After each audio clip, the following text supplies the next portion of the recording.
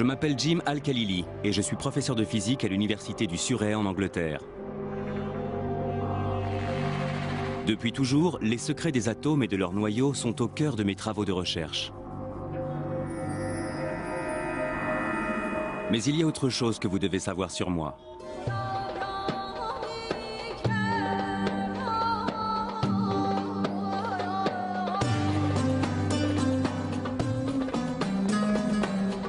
Je suis né d'une mère anglaise et d'un père irakien.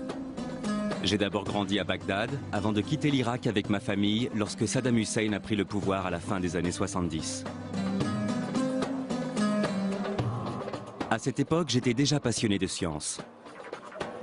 Et plus j'avançais dans mes études, plus j'avais l'impression de me reconnaître dans la tradition scientifique occidentale, celle de Newton et d'Einstein.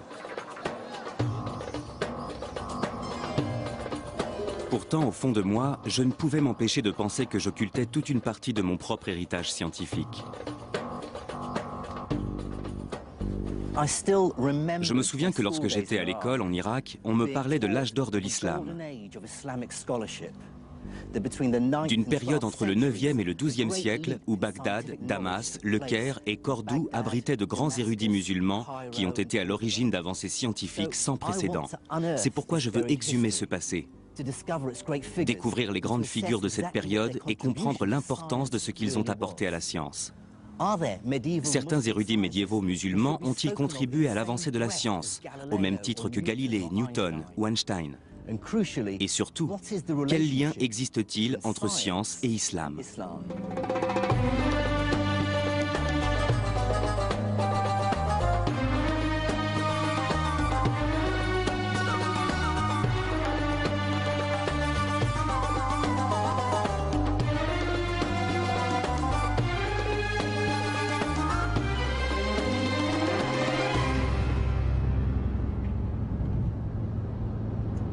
Pour découvrir et retracer l'histoire de l'évolution des sciences dans le monde musulman médiéval, je vais parcourir la Syrie, l'Iran et l'Afrique du Nord.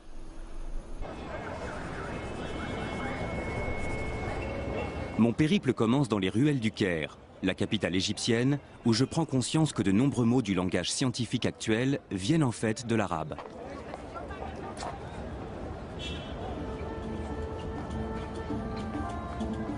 Les mots comme algèbre, algorithme ou alcali sont indéniablement des mots d'origine arabe. Or, ils constituent les fondements de notre science actuelle. Sans algèbre, les mathématiques modernes et la physique n'existeraient pas. Sans algorithme, il n'y aurait pas d'ordinateur. Et il n'y aurait pas non plus de chimie sans alcali.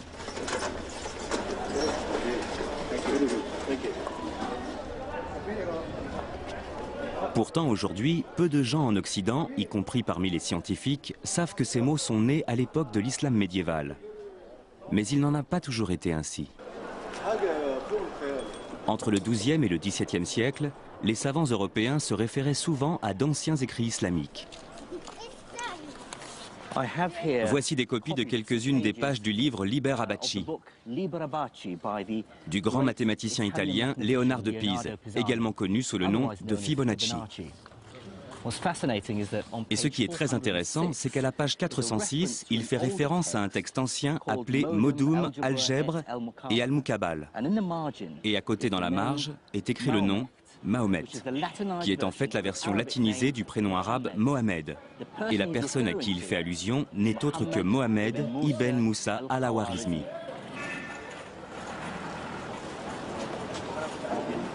En fait, dans de nombreux domaines comme la cartographie, l'optique ou la médecine, il n'est pas rare de voir apparaître des noms arabes comme celui-ci dans les textes européens du Moyen-Âge.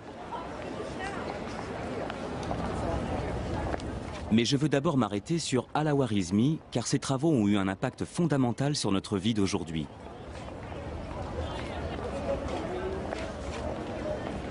C'est en effet grâce à lui que les savants européens ont compris qu'une pratique de l'arithmétique essentiellement basée sur les chiffres romains ne mènerait à rien.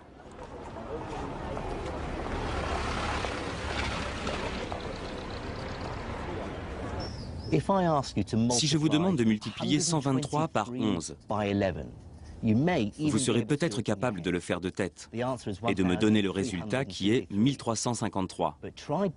Mais essayez maintenant de me faire la même opération avec ces chiffres romains. Vous devrez alors multiplier C, X, X, I par XI. C'est faisable, mais compliqué. Al-Khwarizmi va prouver aux Européens qu'il existe une meilleure façon de faire de l'arithmétique. Dans son ouvrage « L'art hindou de calculer », il développe une idée totalement révolutionnaire, celle qui suffit de 10 symboles pour pouvoir représenter n'importe quel nombre.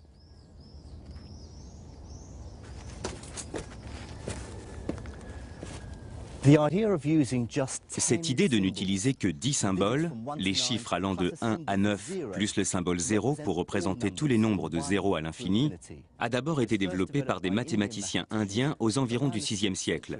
Et personne ne peut nier que cette découverte fut d'une importance capitale. Je vais vous montrer. Voici la numération indo-arabe.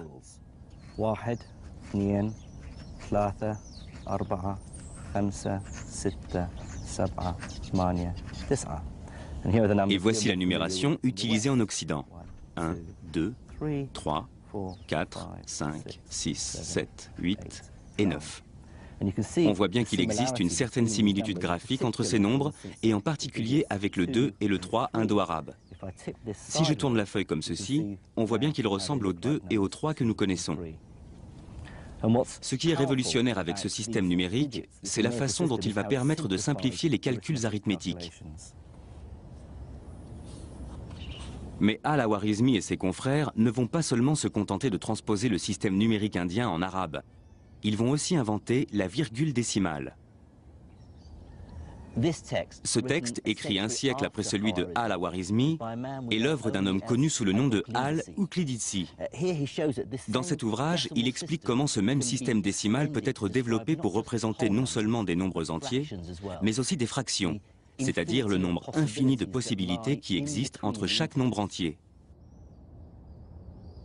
Cette copie du manuscrit de Al-Uqlidisi montre comment il utilise pour la première fois la virgule décimale. Elle est symbolisée par un tiret. On lit ici les chiffres 1, 7, 9, 6, 8, et on voit un petit tiret au-dessus du 9 qui indique la séparation décimale. Le concept de virgule décimale nous est aujourd'hui si familier qu'il est difficile d'imaginer comment nos ancêtres ont pu s'en passer. Comme toutes les grandes découvertes scientifiques, elle nous semble évidente a posteriori.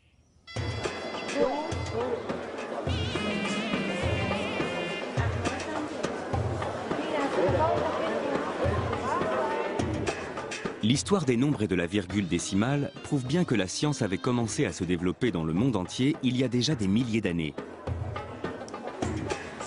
À cette époque, les idées nées en Inde, en Grèce et même en Chine se répandent et viennent s'enrichir les unes les autres.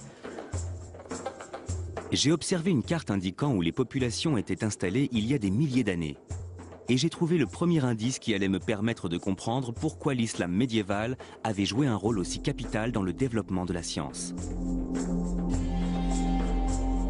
La ville située au centre du monde arabo-musulman était un point névralgique où se rencontraient des hommes d'horizons différents et une multitude de courants de pensée.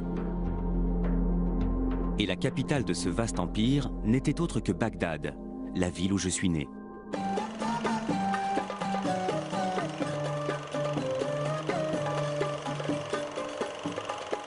Les événements qui la secouent actuellement m'empêchent d'y retourner.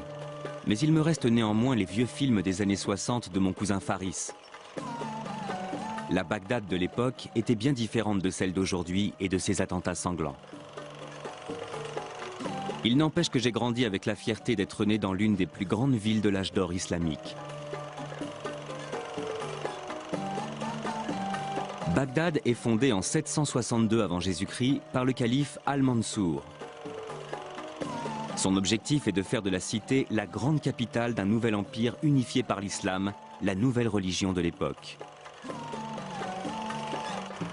Les califes abbassides estimaient avoir un pouvoir légitime. Ils se réclamaient les descendants directs du prophète Mohammed, le fondateur de la nouvelle religion apparue quelques siècles plus tôt. Mais depuis l'apparition de l'islam, les armées musulmanes avaient rapidement conquis un immense territoire. D'abord confinée aux alentours de Médine, la communauté musulmane va très vite s'étendre hors des frontières de la péninsule arabique. En quelques dizaines d'années, les armées musulmanes envahissent le Levant, l'Afrique du Nord, l'Espagne et la Perse. Il ne faut surtout pas oublier qu'à l'époque, les gens étaient très croyants. Quand ils ont vu la rapidité avec laquelle les Arabes étendaient leur empire, nombre d'entre eux ont pensé que Dieu devait être de leur côté, que le Dieu des musulmans devait forcément être légitime. Donc, beaucoup se sont convertis à l'islam et ceux qui ne l'ont pas fait se sont soumis au pouvoir arabo-musulman.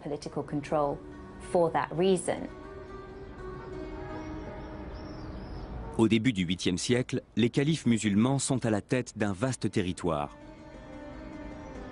Et comme tous les grands empereurs tels que César ou Napoléon, ils vont rapidement comprendre que le développement du savoir scientifique leur permettra d'asseoir leur pouvoir politique.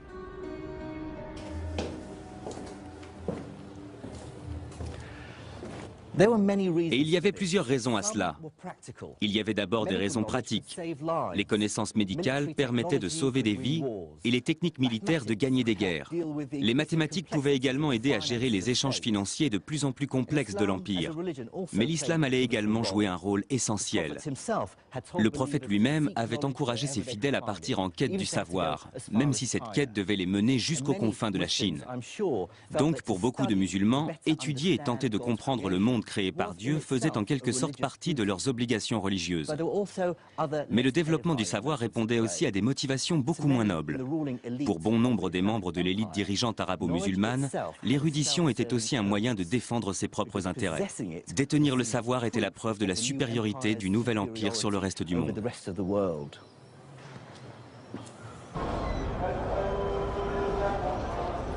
Le succès militaire et politique du nouvel empire islamique allait bientôt mettre les califes musulmans face à un problème inévitable. Comment gouverner un territoire abritant une population aussi hétéroclite? Même si la majorité de l'empire s'est convertie à l'islam, il abrite des peuples de traditions et de langues différentes, séparés par d'énormes distances.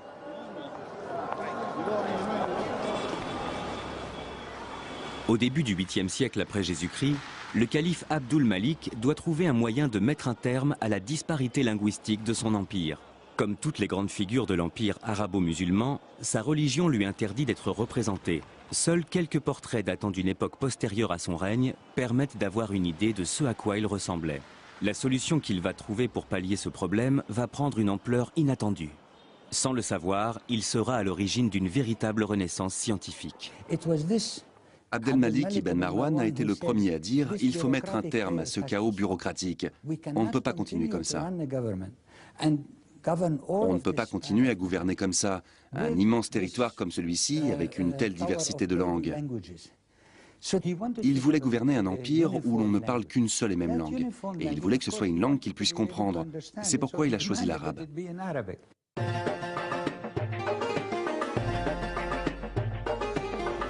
Mais le choix de l'arabe comme langue officielle de l'Empire a bien plus qu'un simple côté pratique pour l'administration.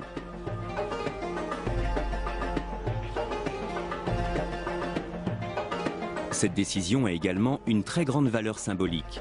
Le Coran, le livre saint de l'islam, étant rédigé en arabe, cette langue est considérée comme sacrée par les musulmans.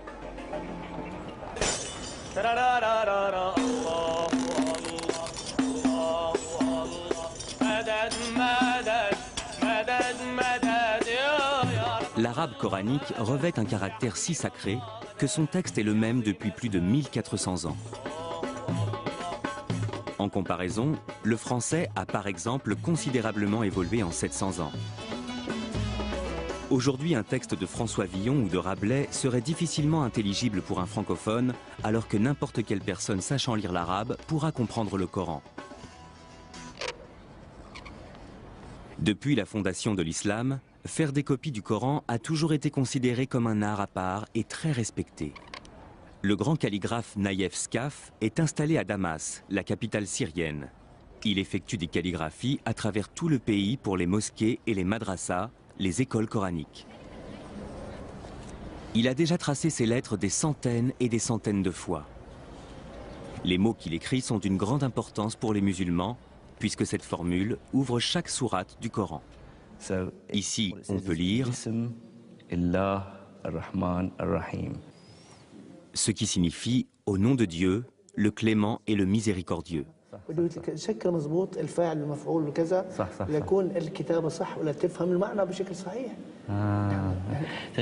Il dit que toute la complexité de la calligraphie arabe s'est imposée à eux avec l'expansion de l'islam.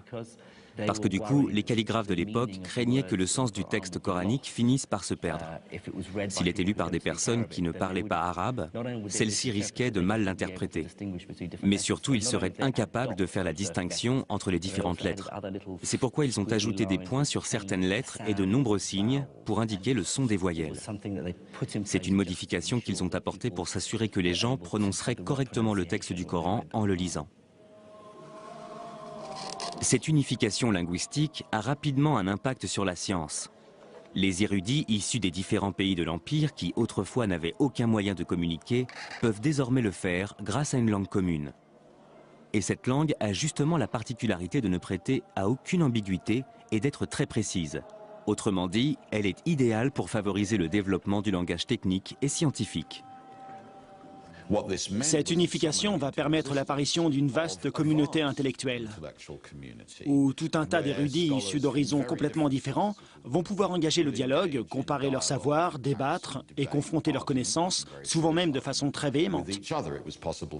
Les savants de Cordoue, dans le sud de l'Espagne, pouvaient désormais débattre de leurs connaissances littéraires et scientifiques avec les érudits de Bagdad ou encore de Samarcande.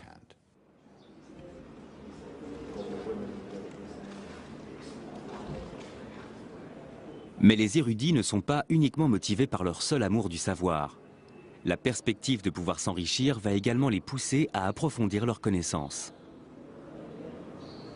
Au début du IXe siècle, l'élite dirigeante de l'Empire islamique investit des sommes astronomiques dans le financement d'un ambitieux projet qui va permettre à la science de faire un véritable bond en avant.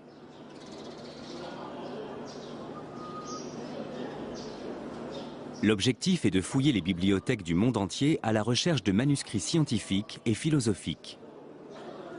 En grec, syriaque ou sanskrit, pour ensuite les traduire en arabe. Une initiative connue dans l'histoire sous le nom de mouvement de traduction.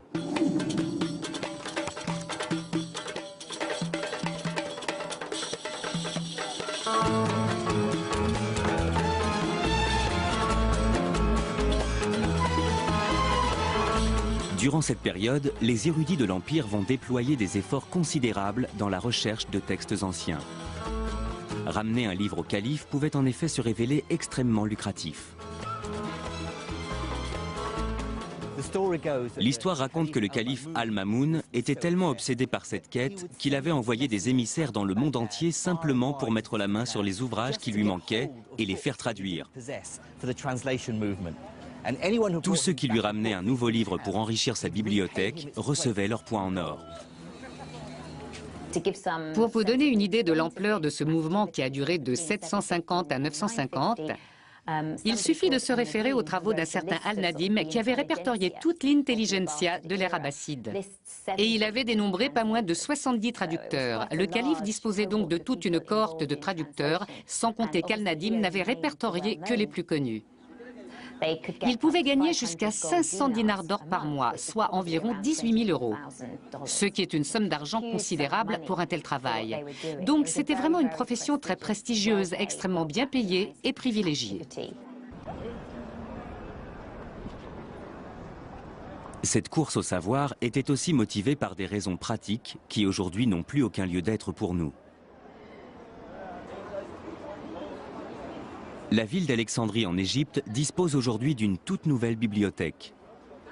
Mais à l'époque, la destruction de la première bibliothèque d'Alexandrie, survenue quelques siècles plus tôt, est encore très présente dans les mémoires. La perte des milliers d'années de savoir qui ont disparu avec elle a profondément marqué les esprits. Ce que nous avons tendance à oublier, parce qu'aujourd'hui nous vivons dans une époque de stockage massif de l'information et qu'il n'y a pratiquement plus aucune entrave à la communication, c'est que tout peut disparaître du jour au lendemain. Et ça, c'était quelque chose de très important pour les érudits de l'Empire islamique. parce qu'ils savaient parfaitement que les écrits étaient susceptibles de disparaître. Ils pouvaient se perdre, finir ensevelis ou brûlés. Il arrivait que des villes entières disparaissent.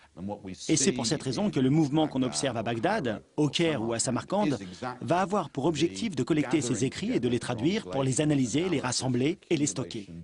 Parce que ces manuscrits pouvaient disparaître du jour au lendemain et il fallait absolument les préserver.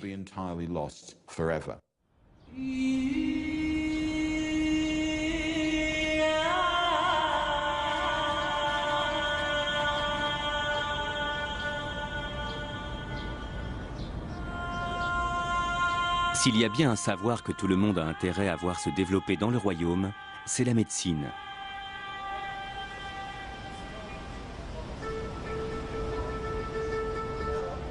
À cette époque, l'espérance de vie est très courte.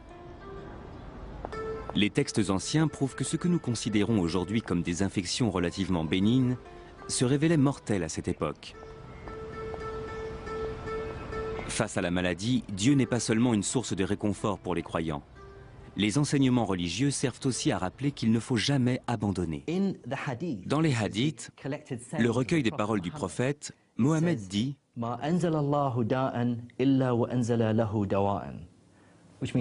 Ce qui signifie « Dieu n'envoie jamais aux hommes une maladie sans lui envoyer aussi son remède ». C'est pour cela qu'aujourd'hui encore, les musulmans continuent de croire que pour chaque maladie, il existe toujours un remède quelque part et qu'il suffit de le chercher pour le trouver. Pour comprendre comment cette vision plutôt optimiste des choses a influencé la médecine islamique, je pars à Damas pour rencontrer le docteur Peter Portman. C'est un éminent spécialiste de la médecine islamique et il passe le plus clair de son temps à faire des recherches au Moyen-Orient. Ce que les gens ne comprennent pas, c'est que la médecine islamique fait partie de l'histoire de notre médecine moderne. La médecine universitaire, qui était enseignée chez nous jusqu'au XIXe siècle, était très largement basée sur le travail des médecins de l'Empire islamique.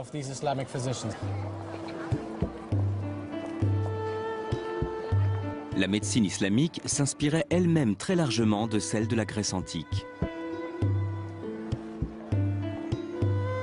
Le premier et le plus important ouvrage médical traduit en arabe est un manuscrit datant du IIIe siècle, écrit par un médecin grec, Galien. Galien pensait que pour être en bonne santé, il fallait qu'il y ait un bon équilibre entre les 4 types de fluides ou humeurs qui circulaient dans notre corps. Le moindre déséquilibre au niveau de ces fluides pouvait selon lui provoquer une maladie ou un changement d'humeur. Ces 4 humeurs étaient la bile jaune, qui lorsqu'elle était en excès pouvait rendre le patient bilieux, colérique et nauséeux.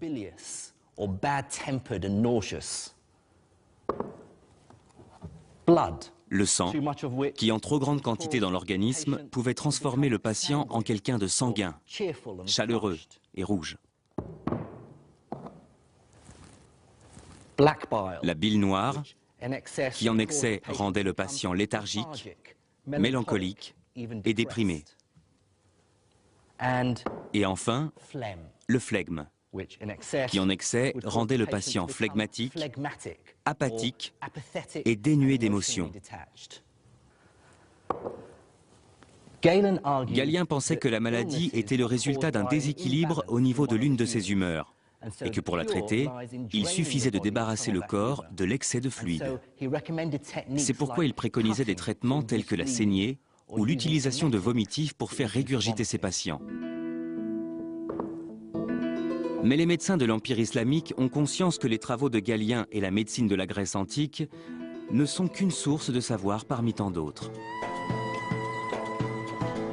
Ils savent qu'il existe d'autres traditions médicales susceptibles de les aider à mieux comprendre le fonctionnement du corps humain. Certains textes arabes médiévaux font mention de sages-femmes, des sortes de guérisseuses qui vendaient des remèdes médicinaux. Une tradition qui existe encore aujourd'hui, comme le prouve cette petite boutique sur laquelle je suis tombé en me promenant dans les ruelles d'Hammamet en Tunisie. Voici Arafat Nabel. Elle vend des herbes et des épices médicinales depuis plus de 20 ans. Elle prétend posséder des remèdes pour soigner toutes sortes de maladies. Cette herbe, par exemple, ça s'appelle du chi. On prend ça contre les vers dans le ventre et pour les douleurs intestinales. On a aussi le zarnir pour les maladies de peau. Et ça, c'est du tawika. C'est contre les verrues. Ah, d'accord. Et ces deux remèdes-là, c'est contre l'épilepsie et la folie. On les frotte contre son oreiller et ça empêche d'avoir des crises. Savez-vous si certains de ces remèdes viennent des Grecs? Je ne peux pas vous dire, mais en tout cas, je sais que ce sont des herbes médicinales très anciennes. Un savoir ancestral encore utilisé de nos jours en Tunisie. Les médecins de l'Empire arabo-musulman connaissaient d'autres formes de médecine, notamment celles venues de Chine et d'Inde.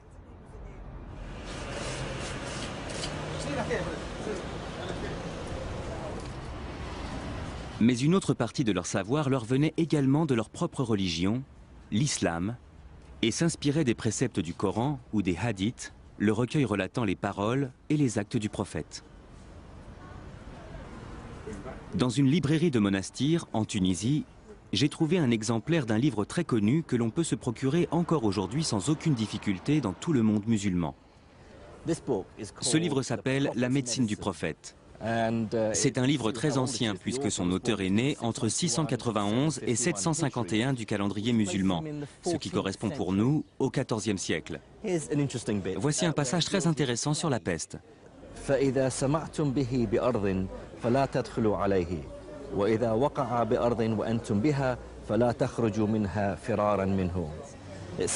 Ce qui veut dire, si vous arrivez dans un pays touché par la peste, ne pénétrez pas dans ce pays.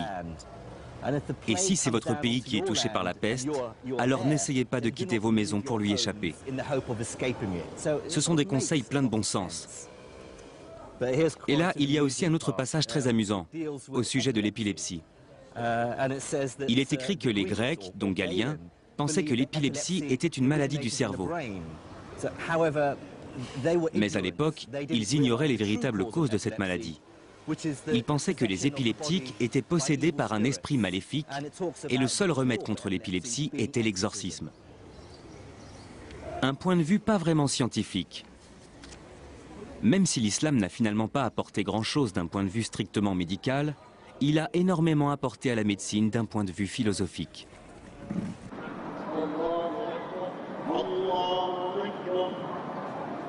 L'islam est une religion qui repose essentiellement sur le concept de la compassion envers autrui.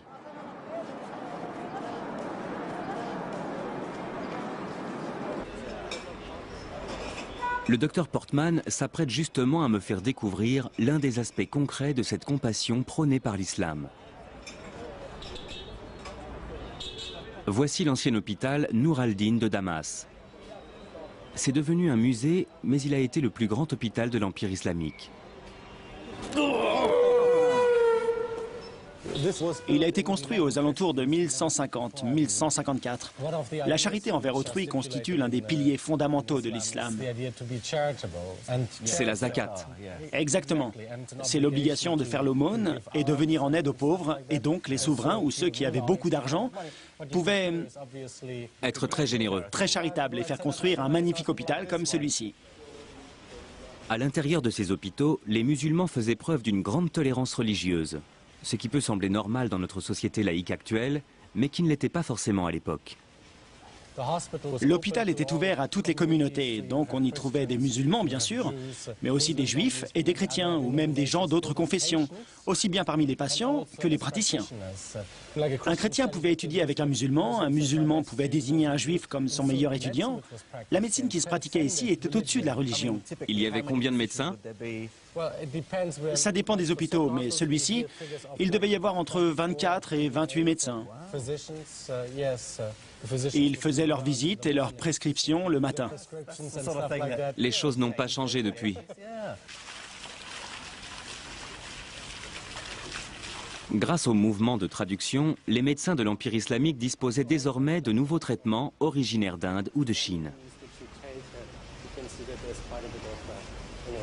L'utilisation croissante de ces nouveaux remèdes venus du monde entier va peu à peu donner naissance à une nouvelle activité dans les hôpitaux. la pharmacie. Avoir une pharmacie dans les murs de l'hôpital, c'était totalement nouveau. Avoir tout sur place comme ça, oui, c'était entièrement nouveau. Et ce qui est intéressant concernant la pharmacopée, c'est que des villes comme Bagdad ou Damas se trouvaient au carrefour de plusieurs cultures. Donc un tas de nouvelles choses vont faire leur apparition, comme le musc, le marub, mais aussi des remèdes venus d'Inde, une sorte de médicament miracle à la fois contre les maux de tête, la mauvaise haleine, mais aussi les problèmes d'appétit sexuel. Ça soignait les maux de tête, ça rafraîchissait la laine. Oui, et c'était bon pour...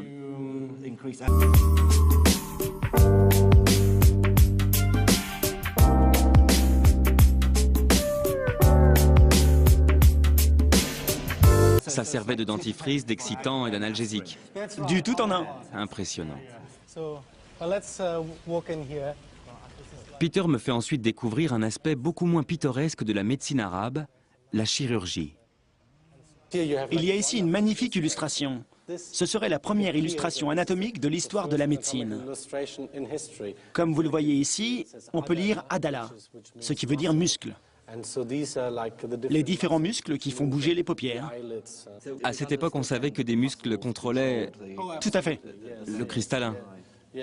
Et aussi les mouvements des paupières. Il y a aussi d'autres choses très intéressantes. Il y a des instruments d'ophtalmologie comme par exemple ce petit crochet, utilisé pour soulever la paupière. C'était très utile aux médecins. Bien que ces instruments puissent sembler barbares, la médecine arabe est à l'époque très avancée dans la chirurgie de l'œil. L'un des grands progrès de la médecine islamique est notamment le perfectionnement d'un ancien traitement contre la cataracte, la technique d'abaissement du cristallin. Une méthode dont le taux de réussite dépasse les 60%. Sur un sujet vivant, la cornée serait plus claire et on verrait distinctement une masse opaque derrière la pupille. Pour mieux comprendre en quoi consistait cette opération, j'ai demandé au chirurgien ophtalmologique Vic Sharma de m'apporter quelques explications. La cataracte est une maladie du cristallin de l'œil qui se trouve derrière la pupille. Avec l'âge, le cristallin devient de plus en plus opaque. Et c'est cette opacification du cristallin qu'on appelle cataracte. J'ai amené avec moi une reproduction du couteau qu'on utilisait autrefois pour pratiquer cette opération, ainsi qu'un ouvrage écrit par Al-Boucassis. C'était un grand chirurgien arabe du Xe siècle, plus connu sous le nom d'Al-Zawahiri. Il faut prendre l'aiguille à cataracte dans la main droite pour opérer l'œil gauche et vice-versa. Puis enfoncer fermement l'aiguille avec un mouvement rotatif jusqu'à ce qu'elle pénètre dans le blanc de l'œil et qu'on ait l'impression d'avoir atteint une sorte de cavité. Il explique comment déplacer. Exactement. Montrez-nous ce que ça donne en pratique. On va essayer. Ce qu'ils faisaient, c'est qu'ils enfonçaient l'aiguille dans le blanc de l'œil par le côté à la périphérie de la cornée. Et ensuite, on faisait un mouvement de bascule pour faire céder les ligaments du cristallin et ainsi le faire sortir de la pupille pour permettre à la lumière d'entrer de nouveau dans la pupille et améliorer la vision du patient. Après, il y a un problème de mise au point? Forcément, puisqu'il n'y a plus de cristallin. C'est le gros inconvénient de cette technique. Plus tard, les gens ont compensé ça avec des lunettes. Que pensez-vous de l'efficacité et de la modernité de cette méthode? Ils avaient pris la bonne direction. Ils étaient sur la bonne voie, puisqu'ils avaient eu l'idée de retirer le cristallin cataracté de l'axe visuel. Ils avaient compris l'anatomie de l'œil, et ils avaient compris que le cristallin se trouvait derrière la pupille, que son opacification était à l'origine de la perte de la vision, et que donc il fallait le retirer. D'ailleurs, la technique sert toujours. Cette méthode est encore utilisée aujourd'hui dans certaines parties du monde.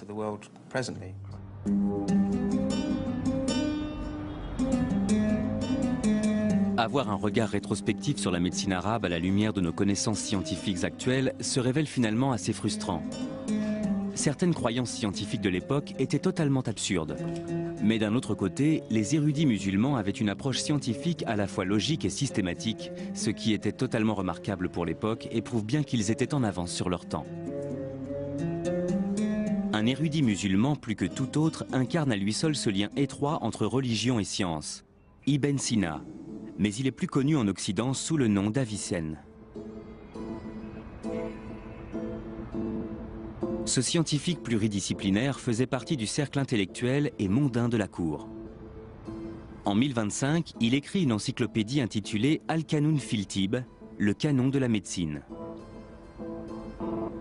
Dans cet ouvrage, Avicenne reprend et développe toutes les connaissances de ses prédécesseurs, de la Grèce antique, en passant par l'Inde. D'un point de vue historique, quelle est la place de ce livre? C'est un ouvrage capital. Peu de textes ont eu une telle importance historique. C'est une encyclopédie qui va venir balayer tout le reste pour rapidement devenir un ouvrage de référence qui va supplanter bon nombre d'autres textes. Si bien que certains vont même s'en plaindre en disant « il est tellement bien organisé et tellement accessible que plus personne ne lit les textes grecs ou leurs traductions ». Voici le premier livre, la première partie qu'on appelle Al-Kulliyat. Ce sont les principes généraux, ça traite du fonctionnement du corps humain et des maladies en général. Le deuxième livre détaille toutes les maladies, de la tête aux pieds. Il décrit toutes les maladies de haut en bas. Il commence avec les pathologies de la tête, puis il descend progressivement avec les maladies des yeux, des oreilles, du nez, de la bouche, et ainsi de suite pour finir avec tout ce qui touche les organes sexuels. À première vue, l'objectif des 3 volumes de cette encyclopédie médicale est très ambitieux. Avicenne tente de répertorier les éléments de diagnostic et les traitements pour des maladies aussi diverses que la dépression, la méningite ou la petite vérole. On trouve également des chapitres très détaillés traitant de maux beaucoup plus bénins. Par exemple, ici, il parle des maux de tête. Les différents maux de tête. Oui.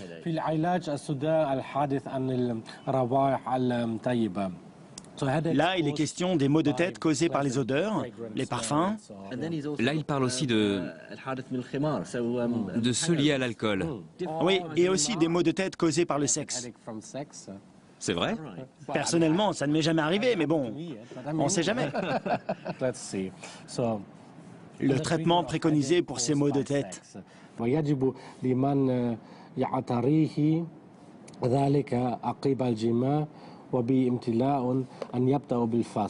Ce qui veut dire, si quelqu'un souffre de maux de tête, après avoir eu des relations sexuelles, et qu'il ressent une sensation de satiété sexuelle, c'est-à-dire qu'il a en quelque sorte abusé du sexe, il faut en premier ressort pratiquer une phlébotomie, c'est-à-dire une saignée, et ensuite une purge.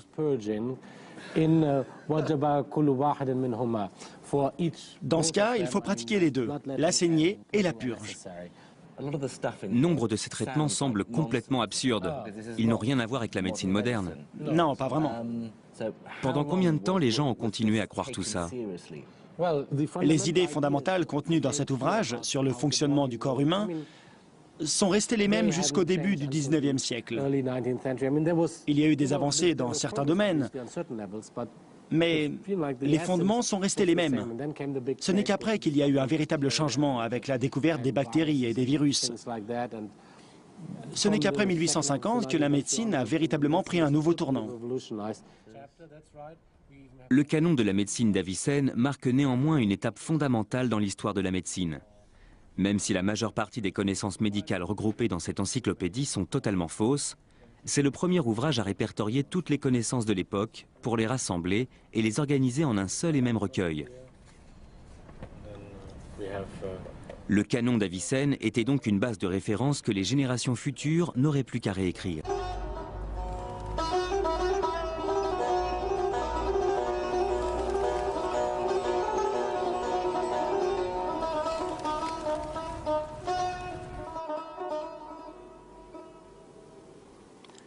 Répertorier de cette façon toutes les connaissances médicales était effectivement une grande avancée. Mais cette obsession des califes de l'Empire arabo-musulman pour les connaissances de leurs prédécesseurs allait bien au-delà du domaine très pragmatique de la médecine. De nombreux califes, comme Al-Mamoun, étaient également persuadés que les érudits de l'Antiquité détenaient aussi des pouvoirs magiques et occultes. De récentes découvertes prouvent les efforts déployés par les scientifiques de l'époque pour découvrir et s'approprier ces mystérieuses connaissances.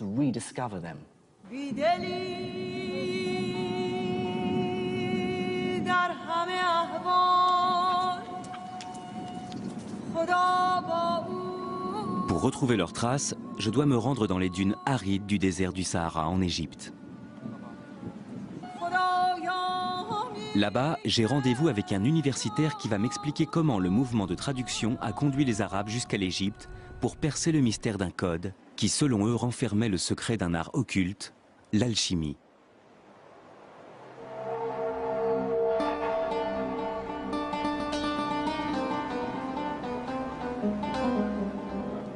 Nous sommes à Saqqara, une ancienne nécropole datant de l'époque pharaonique. Le site s'étend sur plus de 5 hectares et abrite toute une série de chambres funéraires et de pyramides à degrés dont la construction remonte à 3 millénaires avant Jésus-Christ. Ces pyramides font partie des constructions de pierre les plus vieilles du monde. Mon guide est l'archéologue Okasha Eldali. Et ce qu'il est sur le point de me révéler restera bel et bien la plus étonnante découverte de mon périple.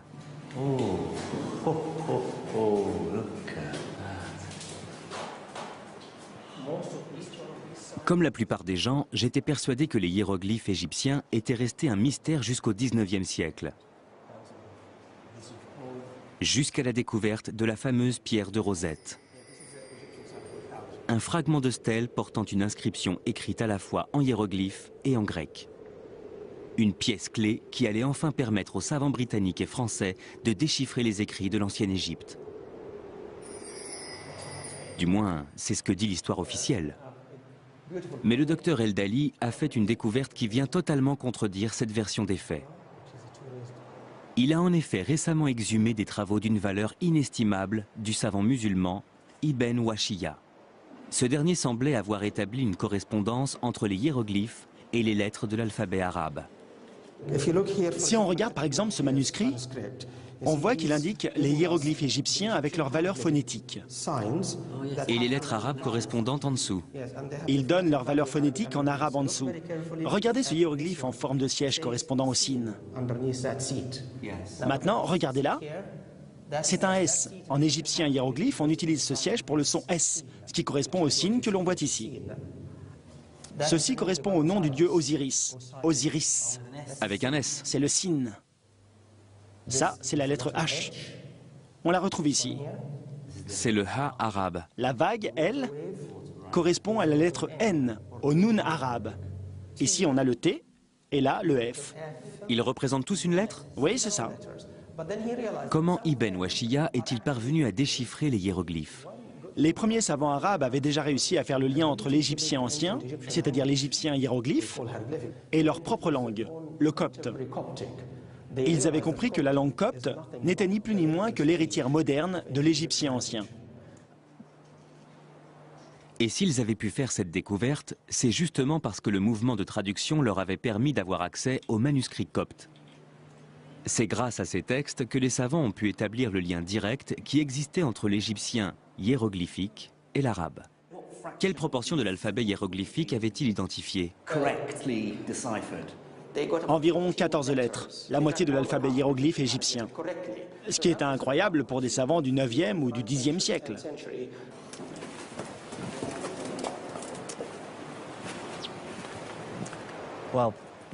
C'est l'une des découvertes les plus incroyables que j'ai faites depuis le début de cette aventure.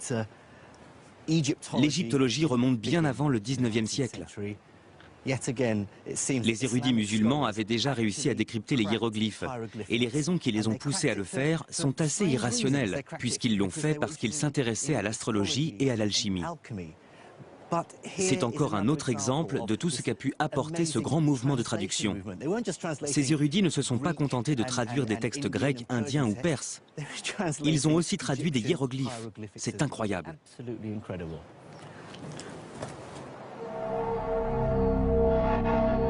Malheureusement pour le calife Al-Mamoun, la traduction des hiéroglyphes n'a permis de révéler aucun des secrets de l'alchimie.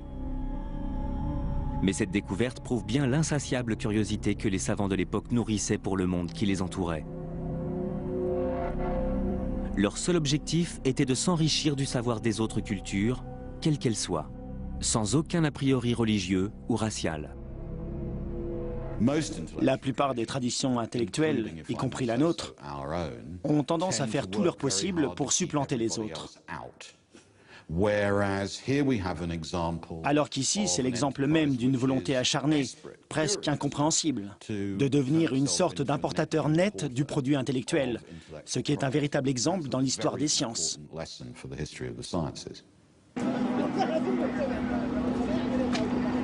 Je ne vais pas tarder à découvrir à quel point ce vaste mouvement de traduction a permis à la science de faire un véritable bond en avant. Car il ne faut pas oublier que cette formidable avancée n'a pas seulement été médicale et scientifique. Bagdad, la capitale de ce vaste et puissant empire, allait bientôt devenir une cité florissante et multiculturelle.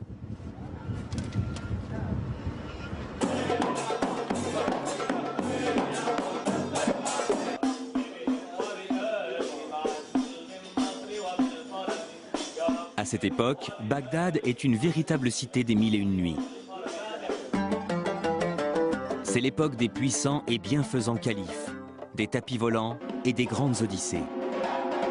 Mais aussi celle des conteurs et d'un véritable âge d'or architectural et artistique.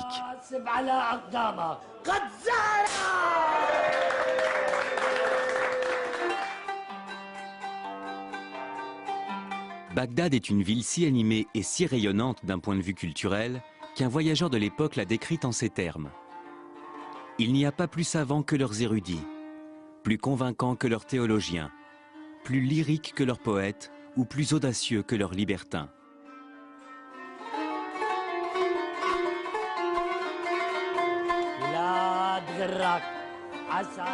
L'empire arabo-musulman et sa capitale Bagdad abrite alors une civilisation au rayonnement culturel sans pareil.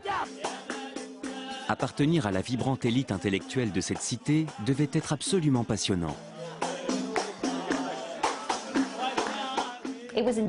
C'était une ville musulmane récente. Sa construction n'avait commencé qu'en 756 et donc elle était perçue comme quelque chose d'à la fois totalement nouveau et totalement différent. La ville grouillait de courtisans et de personnes qui s'étaient enrichies et qui tentaient de se faire une place à la cour abbasside. C'était tout à fait le genre d'endroit où les esprits novateurs étaient valorisés et appréciés à leur juste valeur. La vie intellectuelle de la cité reposait surtout sur une institution appelée les majlis. Ce mot pourrait se traduire par salon ou lieu de rencontre et de parole.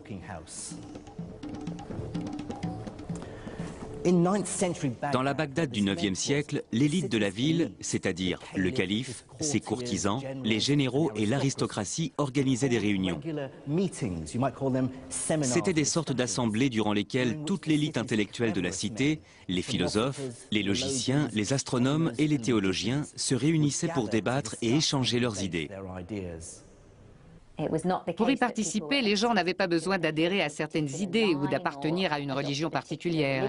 Ils étaient libres de donner leur vision des choses et d'exprimer leur point de vue. L'obligation, c'était de s'exprimer dans un arabe parfait et d'avoir un bon raisonnement logique. Ces majlis réunissaient en un seul et même lieu les intellectuels et les plus grosses fortunes de la ville. Les érudits les plus brillants de l'Empire venaient pour échanger leurs idées et se livraient une bataille acharnée pour tenter de trouver des mécènes. Cette première étape de mon voyage à travers les sciences de l'Empire islamique me ramène sur les traces de l'homme dont je vous ai parlé au début de mon aventure, dans les ruelles du Caire. Il s'agit du grand mathématicien à qui nous devons le système décimal. C'est en plein cœur de cette période de grande effervescence intellectuelle que vécut Al-Khwarizmi, un grand mathématicien qui était aussi astronome, courtisan et favori du calife Al-Mamoun. Cet érudit qui avait quitté l'est de la Perse pour Bagdad était un pur produit de son époque. Cet avant-gardiste vivait entouré de livres et avait étudié les traditions scientifiques venues de Grèce, d'Inde, de Perse et de Chine. Al-Khwarizmi allait réunir et synthétiser deux traditions mathématiques complètement différentes pour donner naissance à quelque chose de totalement nouveau. Cette capacité de pouvoir considérer simultanément deux modes de pensée mathématiques complètement différentes va permettre de définir des modèles et d'isoler les aspects les plus importants dans les domaines du calcul et de la mesure.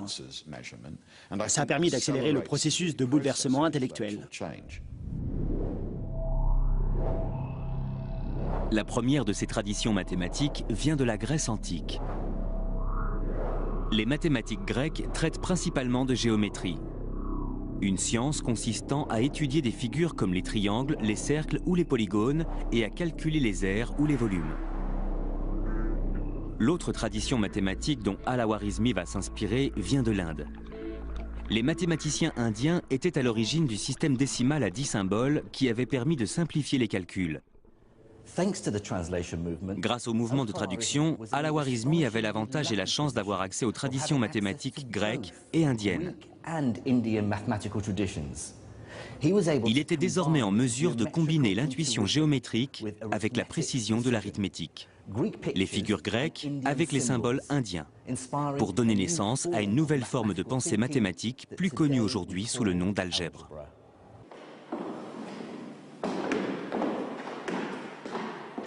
Étant moi-même physicien, j'ai passé ma vie à faire de l'algèbre, et je ne peux que reconnaître son importance dans tous les domaines scientifiques, même si c'est une notion qui peut sembler étrange.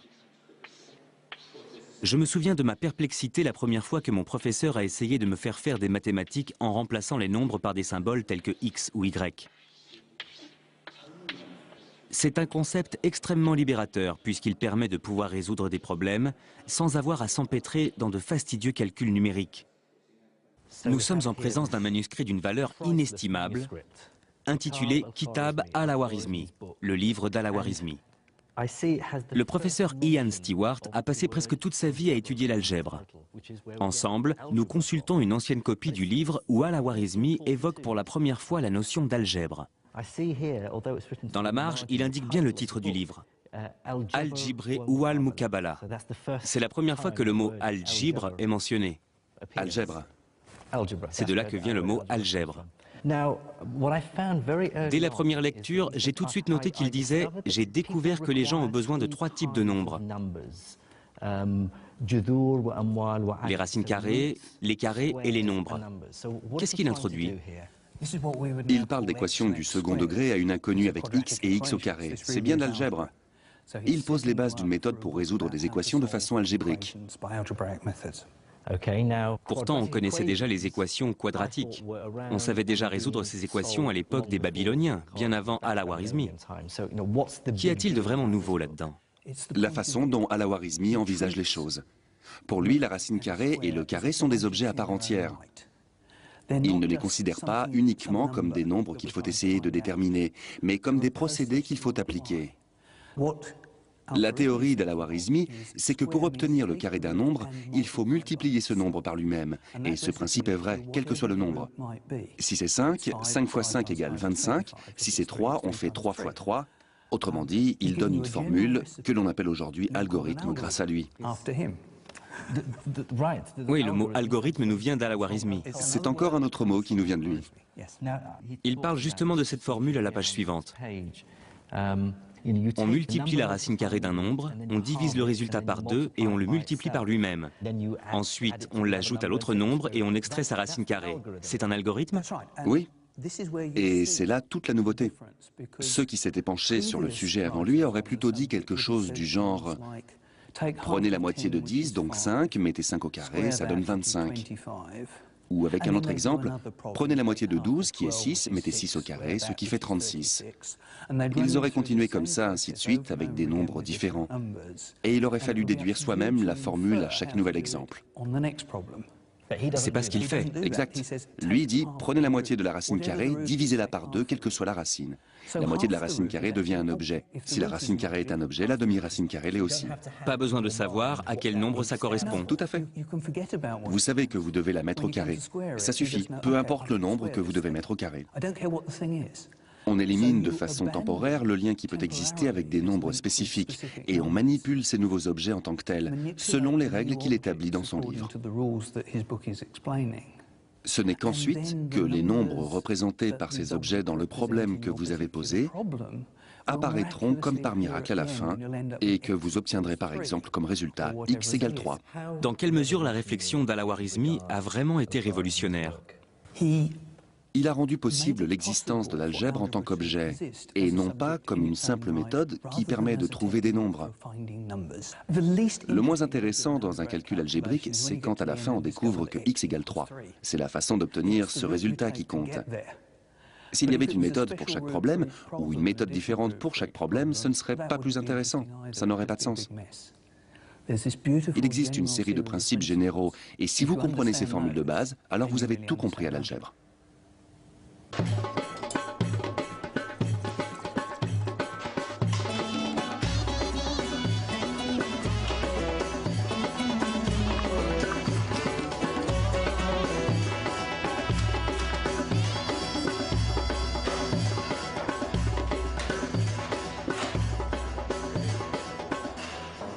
En quoi l'algèbre a-t-elle été vraiment importante dans l'évolution du monde?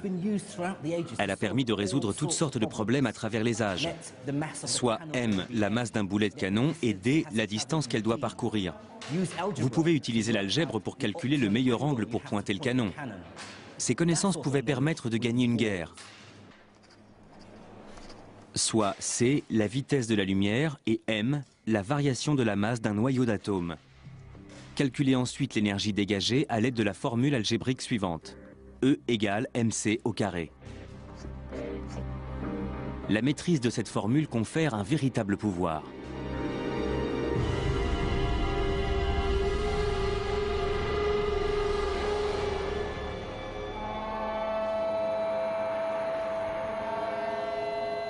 L'algèbre a contribué à créer le monde dans lequel nous vivons.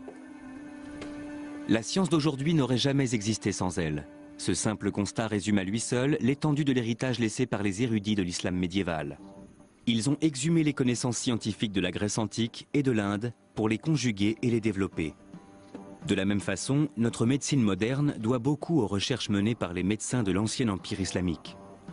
Je crois que l'histoire de cette formidable évolution scientifique survenue au cours du 8e et du 9e siècle a beaucoup plus à nous apprendre que n'importe quelle autre découverte.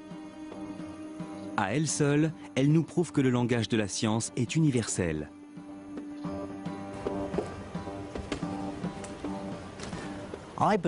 La prouesse la plus remarquable des scientifiques de l'islam médiéval a d'abord été de prouver que la science n'était pas islamique, hindoue, hellénistique, juive, bouddhiste ou chrétienne. Elle ne peut se réclamer d'aucune culture. Avant l'islam, le savoir scientifique était dispersé de par le monde. Mais ces savants ont su rassembler les pièces de cet immense puzzle en assimilant des connaissances nées bien au-delà des frontières de leur empire. Cette immense synthèse du savoir n'a pas seulement donné naissance à une nouvelle science, elle a aussi permis de prouver que la science pouvait transcender les frontières et l'appartenance religieuse. Le savoir scientifique profite à tous les humains quels qu'ils soient.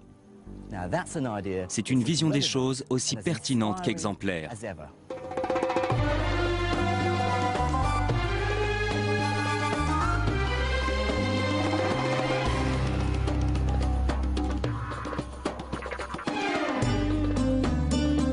Dans la prochaine étape de mon voyage, je tenterai de comprendre comment l'Empire islamique a vu naître l'une des plus grandes découvertes de l'histoire. Je vous dévoilerai comment les mathématiques et l'expérimentation se sont rencontrées au cours de la révolution industrielle qu'a connue l'Empire islamique. Et je me rendrai au Caire où je découvrirai comment ces idées ont donné naissance au monde technologique et scientifique d'aujourd'hui.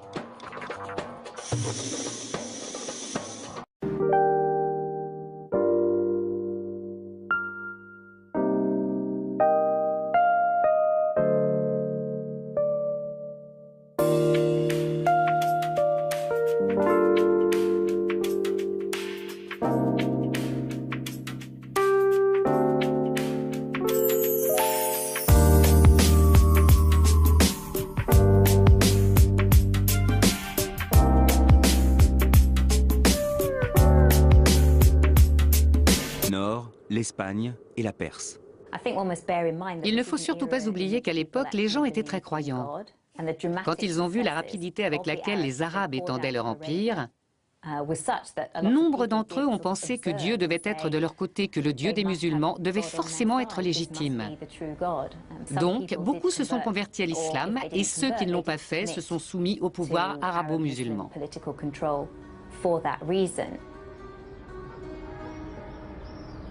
Au début du 8e siècle, les califes musulmans sont à la tête d'un vaste territoire.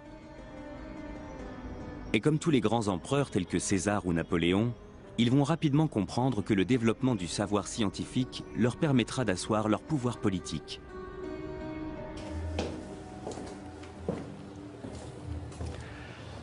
Et il y avait plusieurs raisons à cela. Il y avait d'abord des raisons pratiques. Les connaissances médicales permettaient de sauver des vies et les techniques militaires de gagner des guerres. Les mathématiques pouvaient également aider à gérer les échanges financiers de plus en plus complexes de l'Empire. Mais l'islam allait également jouer un rôle essentiel. Le prophète lui-même avait encouragé ses fidèles à partir en quête du savoir, même si cette quête devait les mener jusqu'aux confins de la Chine. Donc, pour beaucoup de musulmans, étudier et tenter de comprendre le monde créé par Dieu faisait en quelque sorte partie de leurs obligations religieuses. Mais le développement du savoir répondait aussi à des motivations beaucoup moins nobles.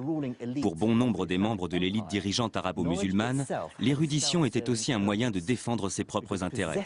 Détenir le savoir était la preuve de la supériorité du nouvel empire sur le reste du monde.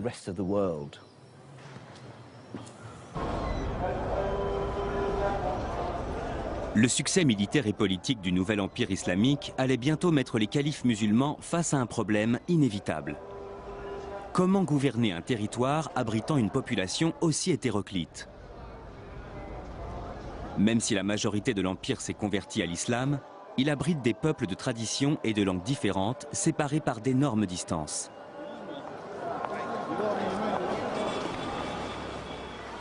Au début du 8e siècle après Jésus-Christ, le calife Abdul Malik doit trouver un moyen de mettre un terme à la disparité linguistique de son empire. Comme toutes les grandes figures de l'empire arabo-musulman, sa religion lui interdit d'être représentée. Seuls quelques portraits datant d'une époque postérieure à son règne permettent d'avoir une idée de ce à quoi il ressemblait. La solution qu'il va trouver pour pallier ce problème va prendre une ampleur inattendue. Sans le savoir, il sera à l'origine d'une véritable renaissance scientifique.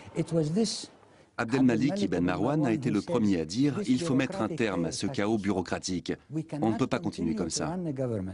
On ne peut pas continuer à gouverner comme ça, un immense territoire comme celui-ci avec une telle diversité de langues. » C'est que tout peut disparaître du jour au lendemain. Et ça, c'était quelque chose de très important pour les érudits de l'Empire islamique, parce qu'ils savaient parfaitement que les écrits étaient susceptibles de disparaître. Ils pouvaient se perdre, finir ensevelis ou brûlés. Il arrivait que des villes entières disparaissent. Et c'est pour cette raison que le mouvement qu'on observe à Bagdad, au Caire ou à Samarcande va avoir pour objectif de collecter ces écrits et de les traduire pour les analyser, les rassembler et les stocker. Parce que ces manuscrits pouvaient disparaître du jour au lendemain et il fallait absolument les préserver.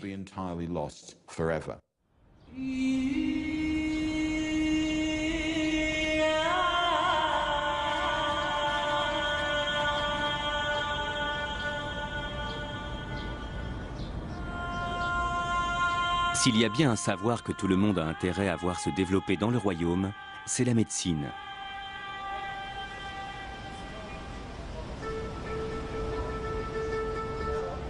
À cette époque, l'espérance de vie est très courte. Les textes anciens prouvent que ce que nous considérons aujourd'hui comme des infections relativement bénignes se révélaient mortelles à cette époque. Face à la maladie, Dieu n'est pas seulement une source de réconfort pour les croyants. Les enseignements religieux servent aussi à rappeler qu'il ne faut jamais abandonner. Dans les hadiths, le recueil des paroles du prophète, Mohammed dit «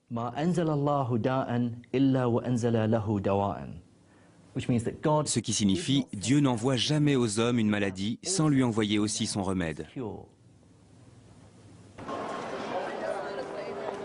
C'est pour cela qu'aujourd'hui encore, les musulmans continuent de croire que pour chaque maladie, il existe toujours un remède quelque part et qu'il suffit de le chercher pour le trouver. Pour comprendre comment cette vision plutôt optimiste des choses a influencé la médecine islamique, je pars à Damas pour rencontrer le docteur Peter Portman. C'est un éminent spécialiste de la médecine islamique et il passe le plus clair de son temps à faire des recherches au Moyen-Orient. Ce que les gens ne comprennent pas, c'est que la médecine islamique fait partie de l'histoire de notre médecine moderne. La médecine universitaire, qui était enseignée chez nous jusqu'au 19e siècle, était très largement basée sur le travail des médecins de l'Empire islamique.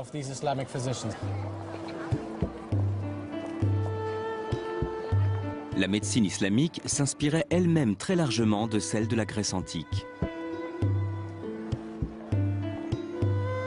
Le premier et le plus important ouvrage médical traduit en arabe est un manuscrit datant du IIIe siècle, écrit par un médecin grec, Galien. Galien pensait que pour être en bonne santé, il fallait qu'il y ait un bon équilibre entre les 4 types de fluides ou UPRI. Ce que nous avons tendance à oublier, parce qu'aujourd'hui nous vivons dans une époque de stockage massif de l'information et qu'il n'y a pratiquement plus aucune entrave à la communication, c'est que tout peut disparaître du jour au lendemain. Et ça, c'était quelque chose de très important pour les érudits de l'Empire islamique, parce qu'ils savaient parfaitement que les écrits étaient susceptibles de disparaître. Ils pouvaient se perdre, finir ensevelis ou brûlés. Il arrivait que des villes entières disparaissent. Et c'est pour cette raison que le mouvement qu'on observe à Bagdad, au Caire ou à Samarcande va avoir pour objectif de collecter ces écrits et de les traduire pour les analyser, les rassembler et les stocker. Parce que ces manuscrits pouvaient disparaître du jour au lendemain et il fallait absolument les préserver.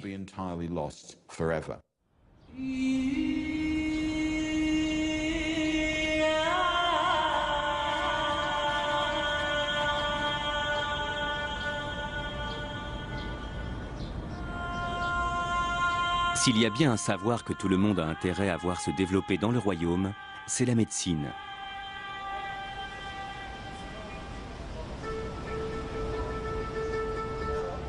À cette époque, l'espérance de vie est très courte. Les textes anciens prouvent que ce que nous considérons aujourd'hui comme des infections relativement bénignes se révélaient mortelles à cette époque. Face à la maladie, Dieu n'est pas seulement une source de réconfort pour les croyants. Les enseignements religieux servent aussi à rappeler qu'il ne faut jamais abandonner. Dans les hadiths, le recueil des paroles du prophète, Mohammed dit «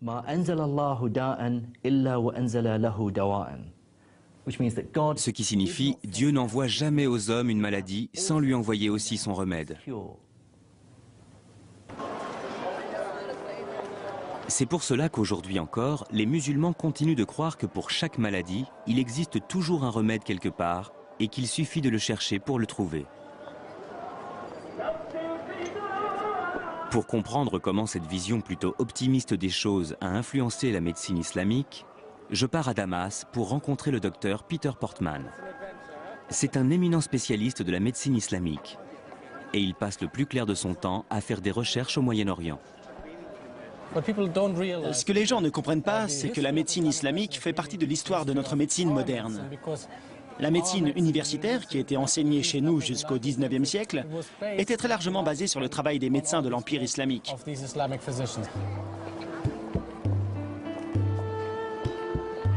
La médecine islamique s'inspirait elle-même très largement de celle de la Grèce antique. Le premier et le plus important ouvrage médical traduit en arabe est un manuscrit datant du IIIe siècle, écrit par un médecin empire, allait bientôt devenir une cité florissante et multiculturelle.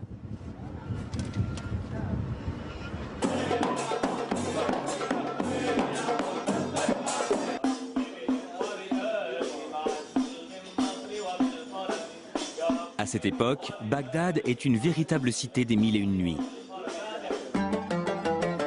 C'est l'époque des puissants et bienfaisants califes, des tapis volants et des grandes odyssées. Mais aussi celle des conteurs et d'un véritable âge d'or architectural et artistique.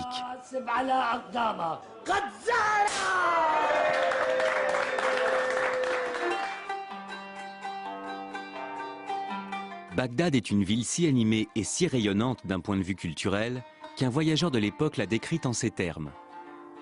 Il n'y a pas plus savants que leurs érudits, plus convaincants que leurs théologiens, plus lyriques que leurs poètes ou plus audacieux que leurs libertins.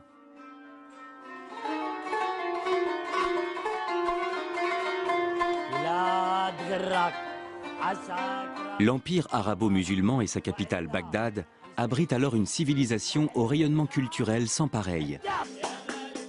Appartenir à la vibrante élite intellectuelle de cette cité devait être absolument passionnant. C'était une ville musulmane récente. Sa construction n'avait commencé qu'en 756 et donc elle était perçue comme quelque chose d'à la fois totalement nouveau et totalement différent. La ville grouillait de courtisans et de personnes qui s'étaient enrichies et qui tentaient de se faire une place à la cour abbasside. C'était tout à fait le genre d'endroit où les esprits novateurs étaient valorisés et appréciés à leur juste valeur. La vie intellectuelle de la cité reposait surtout sur une institution appelée les majlis. Ce mot pourrait se traduire par salon ou lieu de rencontre et de parole.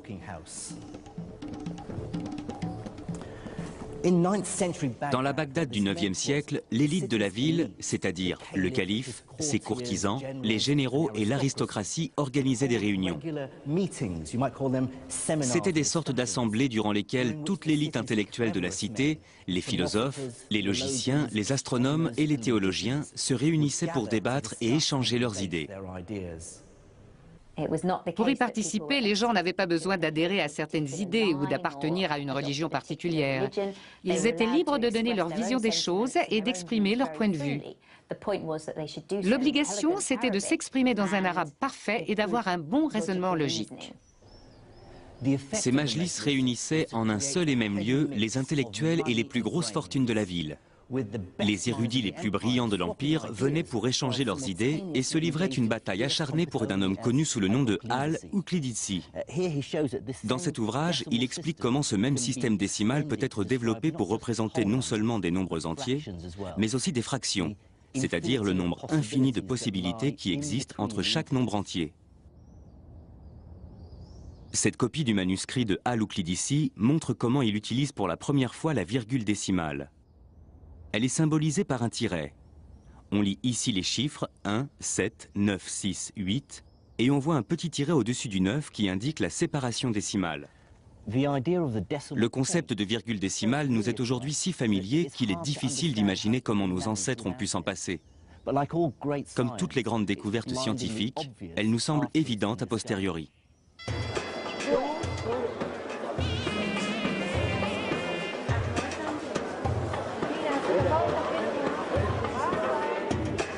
L'histoire des nombres et de la virgule décimale prouve bien que la science avait commencé à se développer dans le monde entier il y a déjà des milliers d'années. À cette époque, les idées nées en Inde, en Grèce et même en Chine se répandent et viennent s'enrichir les unes les autres. J'ai observé une carte indiquant où les populations étaient installées il y a des milliers d'années. Et j'ai trouvé le premier indice qui allait me permettre de comprendre pourquoi l'islam médiéval avait joué un rôle aussi capital dans le développement de la science. La ville située au centre du monde arabo-musulman était un point névralgique où se rencontraient des hommes d'horizons différents et une multitude de courants de pensée. Et la capitale de ce vaste empire n'était autre que Bagdad, la ville où je suis né.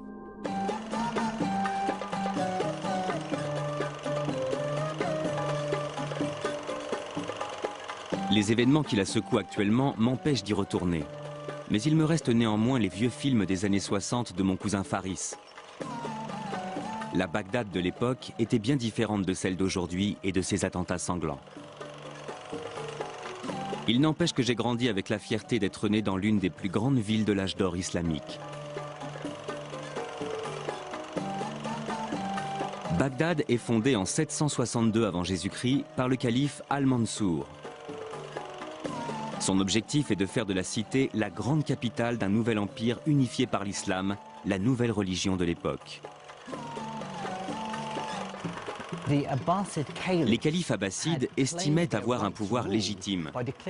Ils se réclamaient les descendants directs du prophète Mohammed, le fondateur de la nouvelle religion apparue quelques siècles plus tôt. Mais depuis l'apparition de l'islam, les armées musulmanes avaient rapidement conquis un immense territoire.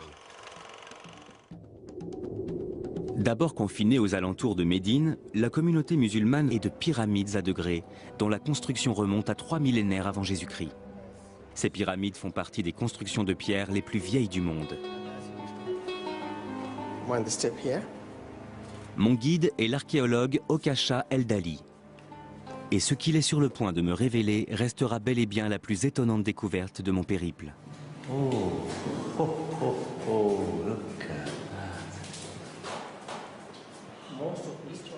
Comme la plupart des gens, j'étais persuadé que les hiéroglyphes égyptiens étaient restés un mystère jusqu'au XIXe siècle.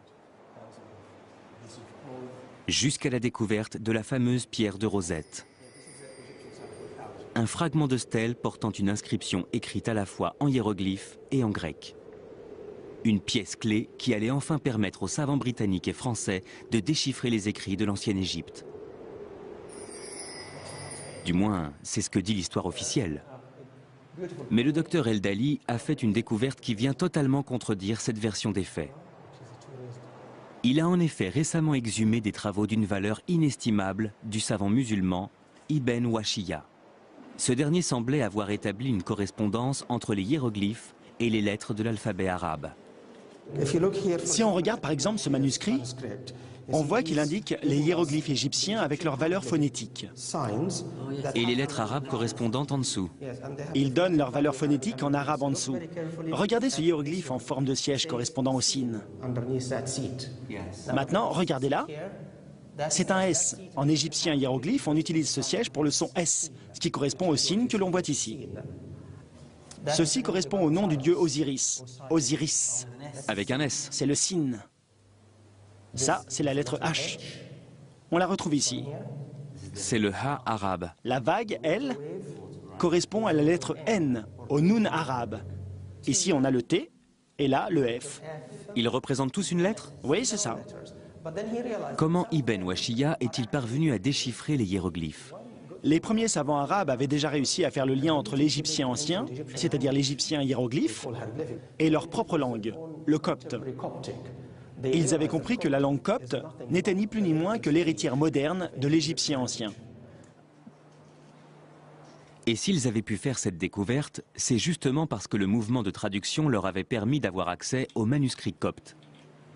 C'est grâce à ces textes que les savants ont pu établir le lien direct qui existait entre l'égyptien hiéroglyphique et l'arabe. Quelle proportion de l'alphabet hiéroglyphique avait-il identifié? Environ 14 lettres, la moitié de l'alphabet hiéroglyphe égyptien. Ce qui est incroyable pour des savants du 9e ou du 10e siècle.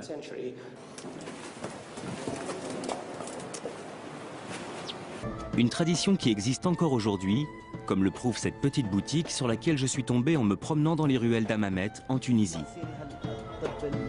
Voici Arafat Nabel.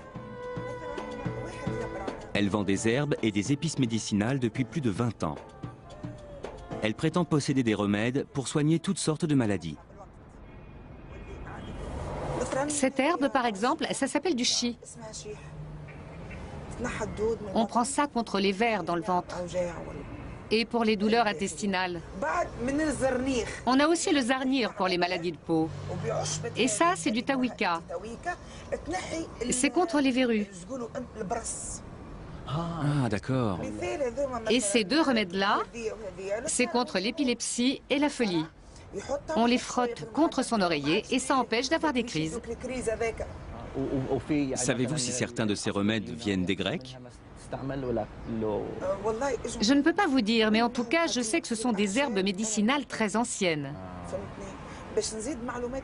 Un savoir ancestral encore utilisé de nos jours en Tunisie. Les médecins de l'Empire arabo-musulman connaissaient d'autres formes de médecine, notamment celles venues de Chine et d'Inde.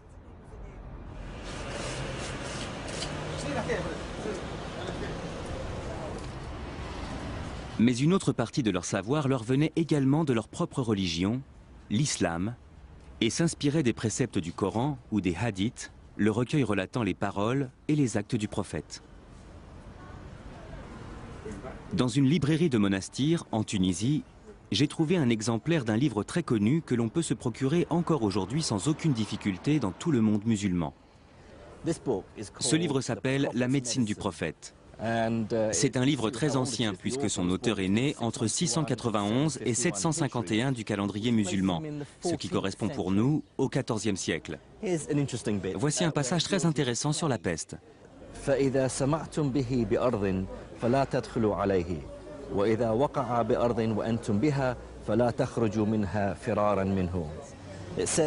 qui veut dire, si vous arrivez dans un pays touché par la peste, ne pénétrez pas dans ce pays. Et si c'est votre pays qui est touché par la peste, alors n'essayez pas de quitter vos maisons pour lui échapper. Ce sont des conseils pleins de bon sens. Et là, il y a aussi un autre passage très amusant, au sujet de l'épilepsie. Il est écrit que les Grecs, dont Galien, pensaient que l'épilepsie était une maladie du cerveau. Mais à l'époque, ils ignoraient les véritables causes de cette maladie. Ils pensaient que les épileptiques étaient possédés par un esprit maléfique et le seul remède contre l'épilepsie était l'exorcisme.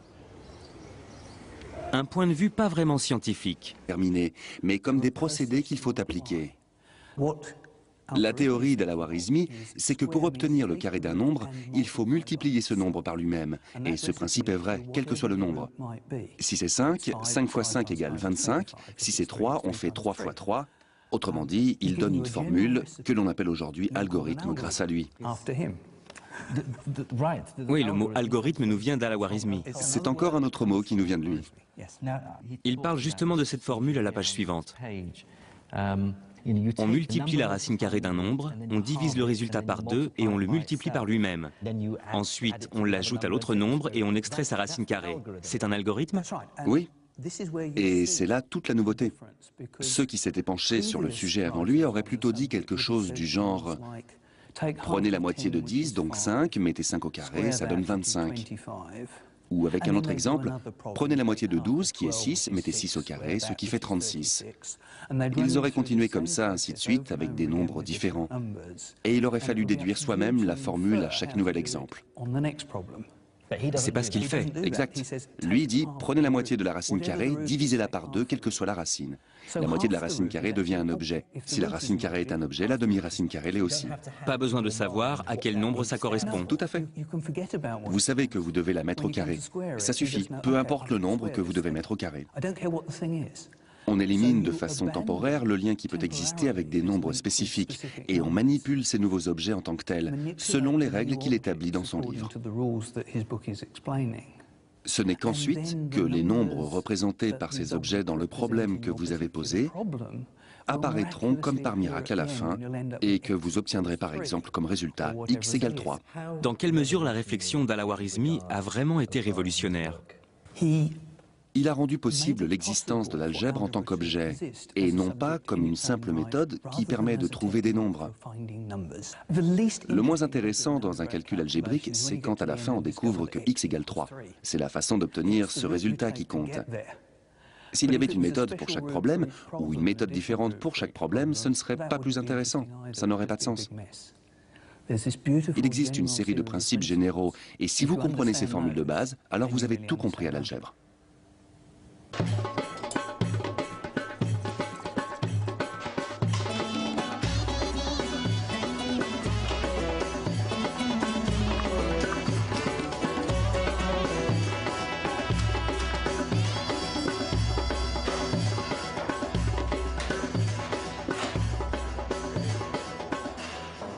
En quoi l'algèbre a-t-elle été vraiment importante dans l'évolution du monde?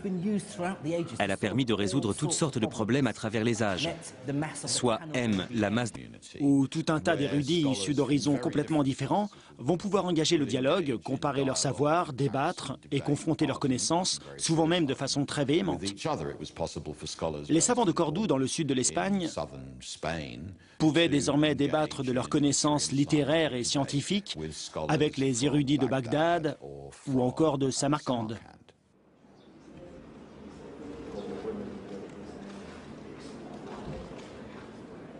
Mais les érudits ne sont pas uniquement motivés par leur seul amour du savoir. La perspective de pouvoir s'enrichir va également les pousser à approfondir leurs connaissances. Au début du IXe siècle, l'élite dirigeante de l'Empire islamique investit des sommes astronomiques dans le financement d'un ambitieux projet qui va permettre à la science de faire un véritable bond en avant.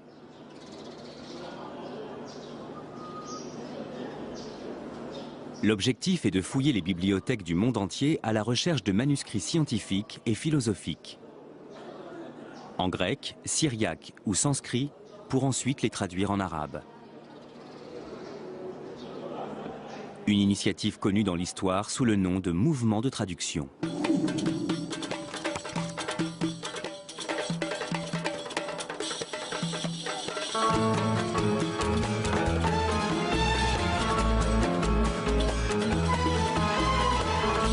Durant cette période, les érudits de l'Empire vont déployer des efforts considérables dans la recherche de textes anciens. Ramener un livre au calife pouvait en effet se révéler extrêmement lucratif. L'histoire raconte que le calife Al-Mamoun était tellement obsédé par cette quête qu'il avait envoyé des émissaires dans le monde entier simplement pour mettre la main sur les ouvrages qui lui manquaient et les faire traduire. Tous ceux qui lui ramenaient un nouveau livre pour enrichir sa bibliothèque recevaient leur point en or. Pour vous donner une idée de l'ampleur de ce mouvement qui a duré de 750 à 950, il suffit de se référer aux travaux d'un certain Al-Nadim qui avait répertorié toute l'intelligentsia de l'ère abbasside. Et il avait dénombré pas moins de 70 traducteurs. Le calife disposait donc de toute une cohorte de traducteurs, sans compter qu'Al-Nadim n'avait répertorié que les plus connus. Il pouvait gagner jusqu'à 500 dinars d'or par mois, soit environ 18 000 €, ce qui est une somme d'argent considérable pour un tel travail. Donc c'était vraiment une profession très prestigieuse, extrêmement bien payée et privilégiée. Cette course au savoir était aussi motivée par des raisons pratiques qui aujourd'hui n'ont plus aucun lieu d'être pour nous. La ville d'Alexandrie en Égypte dispose aujourd'hui d'une toute nouvelle bibliothèque. Mais à l'époque, la destruction de la telle à cette époque. Face à la maladie, Dieu n'est pas seulement une source de réconfort pour les croyants. Les enseignements religieux servent aussi à rappeler qu'il ne faut jamais abandonner. Dans les hadiths, le recueil des paroles du prophète, Mohammed dit ce qui signifie « Dieu n'envoie jamais aux hommes une maladie sans lui envoyer aussi son remède ». C'est pour cela qu'aujourd'hui encore, les musulmans continuent de croire que pour chaque maladie, il existe toujours un remède quelque part et qu'il suffit de le chercher pour le trouver. Pour comprendre comment cette vision plutôt optimiste des choses a influencé la médecine islamique, je pars à Damas pour rencontrer le docteur Peter Portman. C'est un éminent spécialiste de la médecine islamique et il passe le plus clair de son temps à faire des recherches au Moyen-Orient. Ce que les gens ne comprennent pas, c'est que la médecine islamique fait partie de l'histoire de notre médecine moderne. La médecine universitaire, qui était enseignée chez nous jusqu'au XIXe siècle, était très largement basée sur le travail des médecins de l'Empire islamique.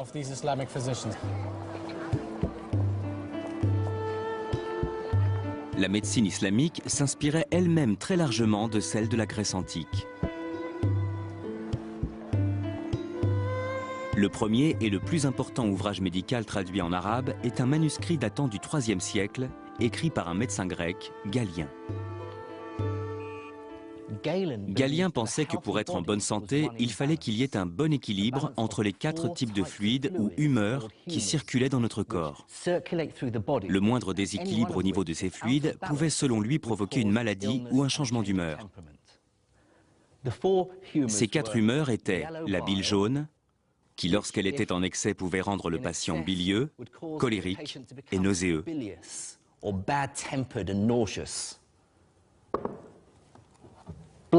Le sang, qui en trop grande quantité dans l'organisme pouvait transformer le patient en quelqu'un de sanguin, chaleureux et rouge. La bile noire, qui en excès rendait le patient léthargique, mélancolique et déprimé. Et enfin, le flegme, qui en excès rendait le patient flegmatique, apathique et dénué d'émotions. Galien pensait que la maladie était le résultat d'un déséquilibre au niveau de l'une de ses humeurs et que pour la traiter, il suffisait de débarrasser le corps de l'excès de fluide. C'est pourquoi il préconisait des traitements tels que la saignée ou l'utilisation de vomitifs pour faire régurgiter ses patients. Qu'après qu'il y a eu un véritable changement avec la découverte des bactéries et des virus. Ce n'est qu'après 1850 que la médecine a véritablement pris un nouveau tournant. Le canon de la médecine d'Avicenne marque néanmoins une étape fondamentale dans l'histoire de la médecine. Même si la majeure partie des connaissances médicales regroupées dans cette encyclopédie sont totalement fausses, c'est le premier ouvrage à répertorier toutes les connaissances de l'époque pour les rassembler et les organiser en un seul et même recueil. Le canon d'Avicenne était donc une base de référence que les générations futures n'auraient plus qu'à réécrire.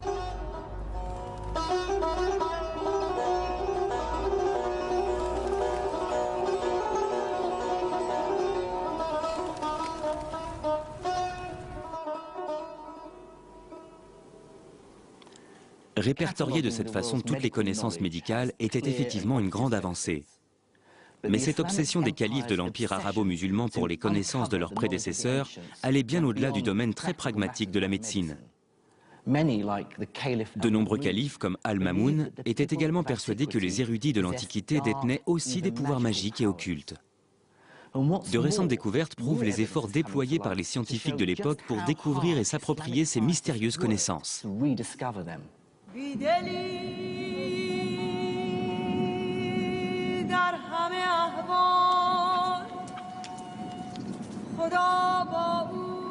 Pour retrouver leurs traces, je dois me rendre dans les dunes arides du désert du Sahara en Égypte.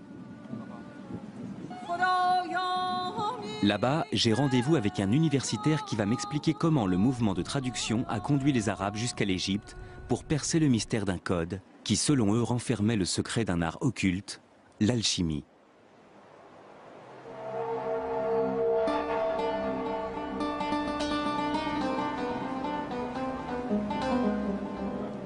Nous sommes à Saqqara, une ancienne nécropole datant de l'époque pharaonique. Le site s'étend sur plus de 5 hectares et abrite toute une série de chambres funéraires et de pyramides à degrés dont la construction remonte à 3 millénaires avant Jésus-Christ. Ces pyramides font partie des constructions de pierre les plus vieilles du monde. Mon guide est l'archéologue Okasha Eldali. Et ce qu'il est sur le point de me révéler restera bel et bien la plus étonnante découverte de mon périple.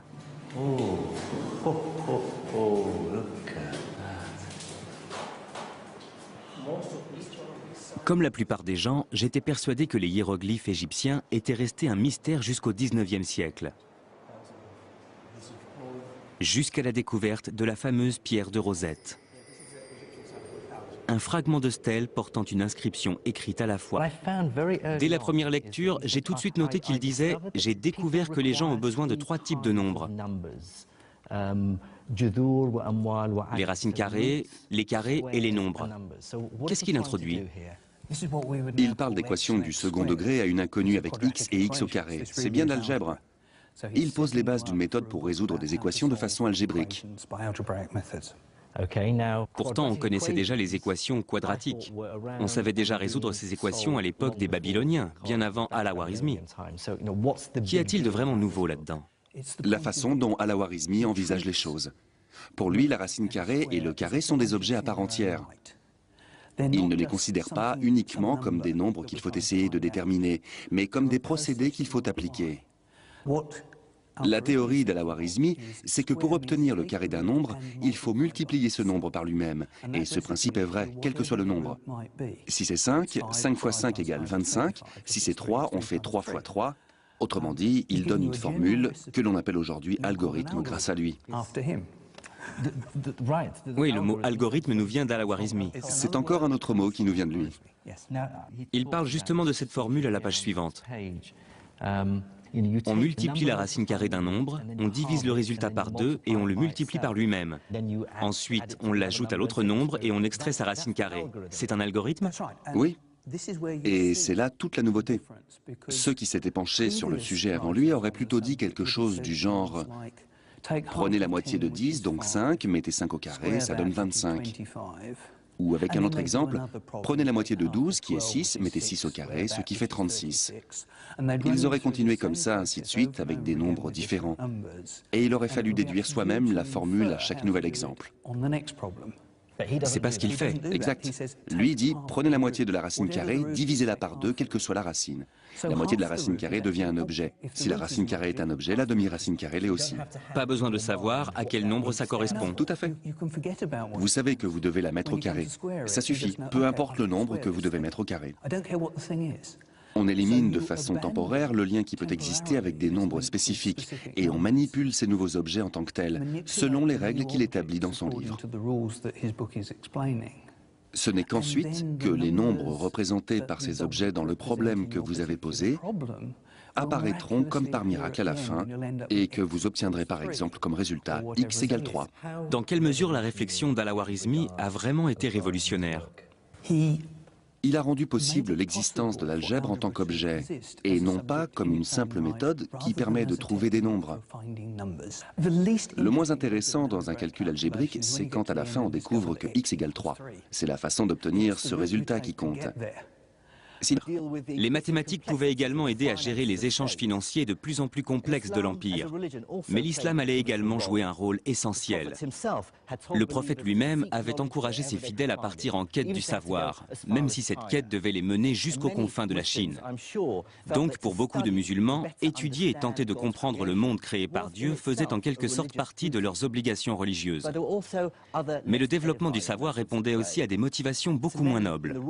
Pour bon nombre des membres de l'élite dirigeante arabo-musulmane, l'érudition était aussi un moyen de défendre ses propres intérêts. Détenir le savoir était la preuve de la supériorité du nouvel empire sur le reste du monde.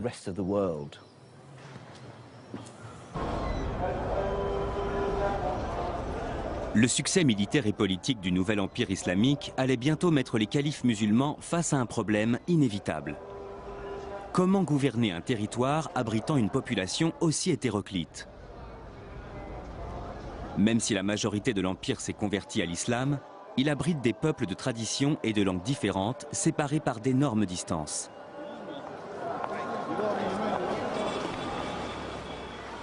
Au début du 8e siècle après Jésus-Christ, le calife Abdul Malik doit trouver un moyen de mettre un terme à la disparité linguistique de son empire. Comme toutes les grandes figures de l'empire arabo-musulman, sa religion lui interdit d'être représentée. Seuls quelques portraits datant d'une époque postérieure à son règne permettent d'avoir une idée de ce à quoi il ressemblait. La solution qu'il va trouver pour pallier ce problème va prendre une ampleur inattendue. Sans le savoir, il sera à l'origine d'une véritable renaissance scientifique. Abdelmalik ibn Marwan a été le premier à dire « il faut mettre un terme à ce chaos bureaucratique. On ne peut pas continuer comme ça. On ne peut pas continuer à gouverner comme ça, un immense territoire comme celui-ci, avec une telle diversité de langues. » Il voulait gouverner un empire où l'on ne parle qu'une seule et même langue. Et il voulait que ce soit une langue qu'il puisse comprendre. C'est pourquoi il a choisi l'arabe.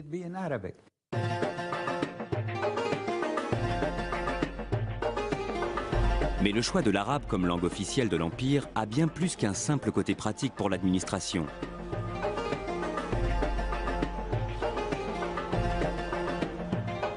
Cette décision a également une très grande valeur symbolique. Le Coran, le livre saint de l'islam, étant rédigé en arabe, cette langue est considérée comme sacrée par les musulmans.